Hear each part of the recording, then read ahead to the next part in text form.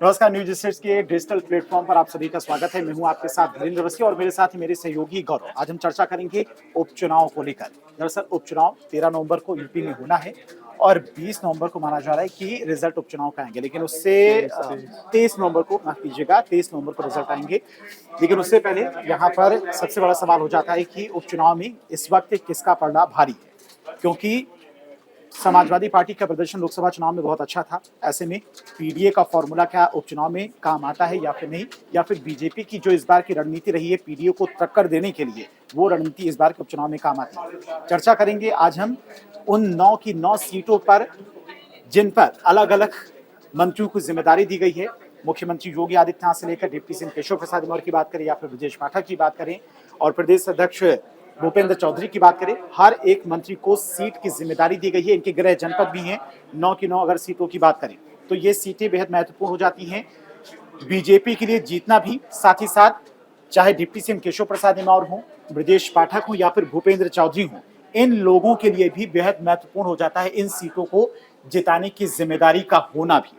गौरव, देखिए, जिस प्रकार से पूरा उपचुनाव देखा जा रहा है तो लोकसभा के बाद से ही, जब से 9 सीटें खाली हुई थी, उसके बाद से सीएम योगी लगातार सक्रिय रहे हैं उपचुनाव को लेकर। लगातार जनसभाओं को संबोधित करते रहे हैं, लगातार उन जगहों पर अपनी रैलियां करते रहे हैं और लगातार कई तरह के कार्यक्रमों को भी संबोधित करते हैं। शिलान्यासों का एक दौर चला था जब वो सारे 10 विधानसभा सीटों पर गए।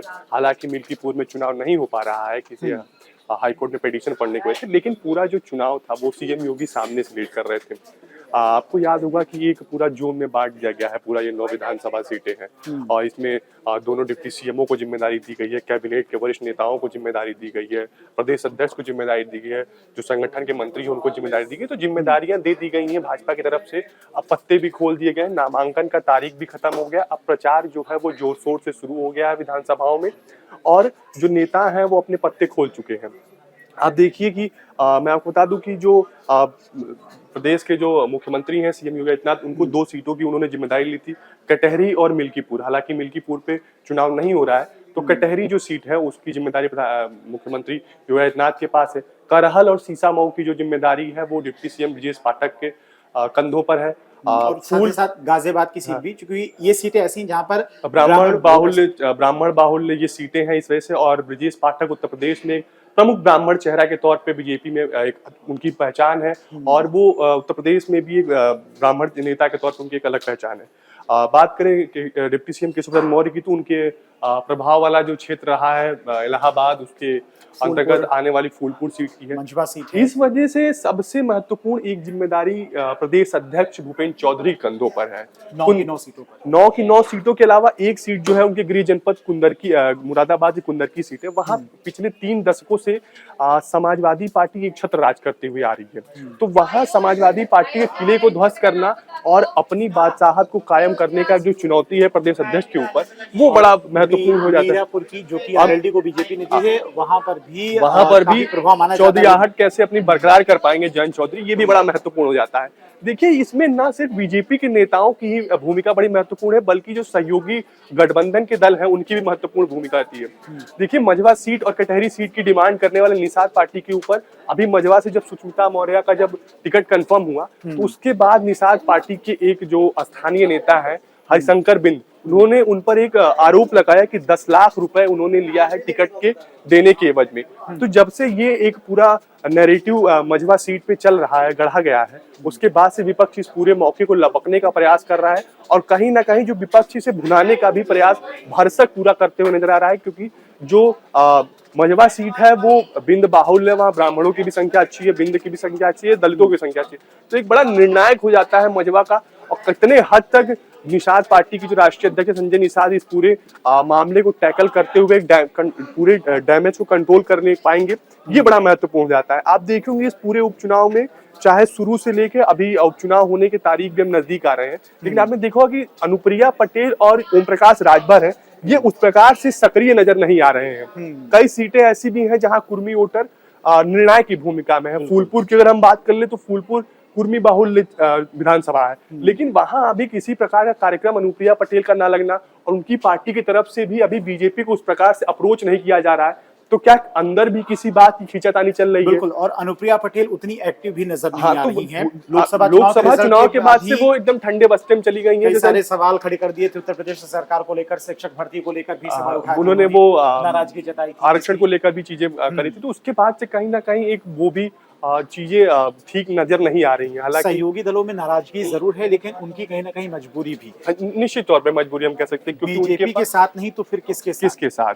क्योंकि अखिलेश यादव के साथ जाने का मतलब है कि उनके पार्टी के अंदर भी हो सकता है कि कलह हो जाए, हाँ। उनका अपना दल ही टूट जाए। देखिए, आपने देखा होगा जिस प्रकार से निषाद पार्टी के जो राष्ट्रीय अध्यक्ष संजय निषाद ने गठबंधन के 2018 वाले उपचुनाव में, जिसमें समाजवादी पार्टी और निषाद पार्टी गठबंधन फूलपुर और गोरखपुर दोनों सीटें जीतने में कामयाब रही थी। वहां से प्रवीण निषाद गोरखपुर से योगी आदित्यनाथ की जो पारंपरिक सीटें वहां जीतने में भी कामयाब रहे थे। लेकिन उसके तुरंत बाद जब 2019 का चुनाव आता है लोकसभा का, तो निषाद पार्टी की जो अंदर भीतर पार्टी के अंदर है, वहां एक कलह मच जाती है कि समाजवादी पार्टी वही सरकार थी जब ये जो निषाद समाज अपने अधिकारों की लड़ाई लड़ा तो उनपे लाठीचार्ज हुआ था। तो समाजवादी जो निषाद पार्टी के जो वर्कर हैं, जो पुराने नेता हैं, उन्होंने अपने राष्ट्रीय अध्यक्ष को इन चीजों को याद दिलाई। उसके बाद वो गठबंधन टूटता है, फिर निषाद पार्टी भाजपा से चली थी। तो कहीं ना कहीं जो एक अनुभव रहा है समाजवादी की पार्टी के साथ, चाहे वो सुभाषपा का रहा हो, चाहे वो निषाद पार्टी का रहा, वो अच्छा नहीं रहा। संजय निषाद ऊपरी तौर पर तो नहीं दिखा रहे कि उनकी कुछ बीजेपी के साथ अनबन है, लेकिन क्योंकि प्रेस कॉन्फ्रेंस करके भी ये सब कुछ क्लियर कर दिया था कि एक चीज जो हमें देखना होगा कि संजय निषाद, आपने देखा होगा जब टिकट वितरण की लेकर पूरा एक मंथन का दौर चल रहा था, भारतीय जनता पार्टी की पूरी केंद्रीय नेतृत्व बैठा हुआ था, योगी आदित्यनाथ को बुलाया गया, दोनों डिप्टी सीएम को बुलाया गया, प्रदेश अध्यक्ष को बुलाया गया। तो उसके बाद आपने देखा होगा कि संजय निषाद अपने बेटे प्रवीण निषाद के साथ दिल्ली में लगभग एक हफ्ते तक पूरा डेरा डाले हुए थे। वो अंतिम समय तक इस प्रयास में थे कि मझवा और कटहरी सीट को किसी न किसी तरीके से हम अपने पाले में कर ले। लेकिन भारतीय जनता पार्टी ने उनके ऊपर एक तरीके से हम कहें कि एक दबाव भी बनाया कि अगर आप चुनाव लड़ेंगे भी तो सिंबल हमारा होगा। मुख्यमंत्री योगी आदित्यनाथ वो क्योंकि प्रत्याशियों के सिलेक्शन में इस बार योगी आदित्यनाथ की भूमिका सबसे ऊपर है, सबसे बड़ी। निश्चित तौर पर होनी भी चाहिए, क्योंकि लोकसभा चुनाव में जिस प्रकार से केंद्रीय नेतृत्व ने जिस प्रकार से चुनाव प्रत्याशियों का सिलेक्शन किया था, वो कहीं ना कहीं पार्टी के लिए हार की एक वजह बनी थी। क्योंकि ऐसे लगभग 1 दर्जन से ज्यादा नेता थे जिनके टिकट को लेकर योगी आदित्यनाथ ने विरोध किया था, लेकिन फिर भी केंद्रीय चुनाव समिति ने उनको टिकट दिया। तो इसका परिणाम निकल के सामने आया लोकसभा चुनाव में। तो बीजेपी की जो केंद्रीय चुनाव समिति की जो कमेटी है, वो योगी आदित्यनाथ को उत्तर प्रदेश में हल्का में लेने के मूड में नजर नहीं आ रही है। इस वजह से योगी आदित्यनाथ की हर बात को तरजीह दी जा रही है। और उसकी एक जो एग्जाम्पल के तौर पर, अगर हम उदाहरण के तौर पर देखें, तो उपचुनाव में उनका एक जो पूरे तरीके से चलना है, जो एक पूरे तरीके से सामने से जो नेतृत्व करने की बात है, वो सामने दिख रही है। योगी आदित्यनाथ पूरे फ्रंट फुट से आके खेल रहे हैं। सीटों पर भी नजर डाल लेते हैं, किन मंत्रियों पर कौन कौन सी जिम्मेदारी है। वैसे तो जो बीजेपी के प्रदेश अध्यक्ष हैं, उन पर 9 की 9 सीटों की जिम्मेदारी है, क्योंकि प्रदेश अध्यक्ष हैं। अगर उनके गृह जनपद की बात करें तो कुंदरकी सीट, जहां से बीजेपी से प्रत्याशी हैं रामवीर सिंह, तो ये सीट प्रदेश अध्यक्ष के लिए एक प्रतिष्ठा का सवाल यहाँ पर हो जाता है और बड़ी जिम्मेदारी यहाँ पर हो जाती है, क्योंकि कुंदरकी सीट के साथ साथ जाट बाहुल खैर में बीजेपी का वर्चस्व बरकरार रखने के साथ साथ मीरापुर में आरएलडी को जिम्मेदारी भी प्रदेश अध्यक्ष भूपेंद्र चौधरी के ऊपर है। वहीं फूलपुर विधानसभा सीट की बात हम जब खैर की बात कर रहे हैं, कुंदरकी की बात कर रहे हैं, मीरापुर की बात कर रहे हैं, इन तीनों सीटों पर देखें तो जाटों का भी वोट निर्णायक होने का मामला है। जब से जैन चौधरी गठबंधन में आए हैं, तब से बीजेपी को उनसे एक, लेकिन पीडीए का तोड़ निकालना है ना। देखिए, आपने जब भारतीय जनता पार्टी की जब आपने वो कैंडिडेटों का लिस्ट देखा होगा, तो उसमें एक ब्राह्मण, एक ठाकुर और 4 ओबीसी, एक दलित। तो देखिए 4 ओबीसी है, वो चारों अलग अलग जाति के ओबीसी है। तो एक देखिए पीडीए का काट निकालने का फॉर्मूला तो बीजेपी ने अपने तरीके से निकाला है। हालांकि अखिलेश यादव ने गाहे बेगाहे 2-3 जगह ये बात कही है कि कॉपी भी करा तो ठीक से नहीं कर पाया, जनता कितना नंबर देगी ये फिलहाल चुनाव के बाद पता चलेगा। लेकिन आप देखिए कि पीडीए का जो काट है वो भारतीय जनता पार्टी उस चुनाव में निकालने की तैयारी में है।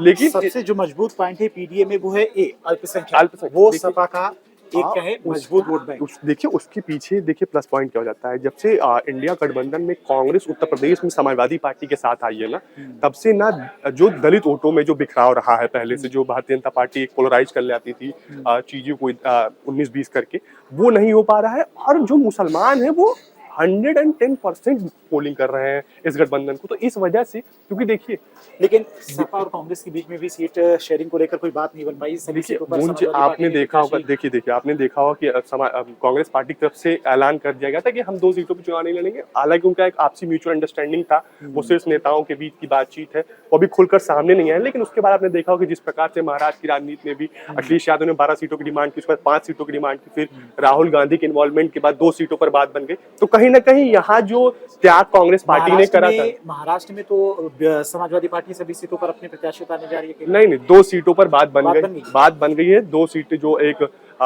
शिवाजी नगर मानखुर्द वाली है और एक वो भिवानी ईस्ट वाली सीट है, 2 सीटों बाद बन गई। लेकिन देखिए उसके बाद राहुल गांधी के इन्वॉल्वमेंट के बाद कैसे मामला सुलझा। तो जो त्याग कांग्रेस पार्टी ने उत्तर प्रदेश में 4 सीटों की मांग के बाद 2 सीटें मिलने के बाद करी है, उसका कहीं ना कहीं जो भुगतान था वो महाराष्ट्र में कांग्रेस पार्टी ने अपने स्तर से कर लिया है। तो पूरे तरीके से एक जो है म्यूचुअल अंडरस्टैंडिंग के साथ ये जो इंडिया गठबंधन है वो उत्तर प्रदेश में उपचुनाव में लड़ते हुए नजर आ रही है।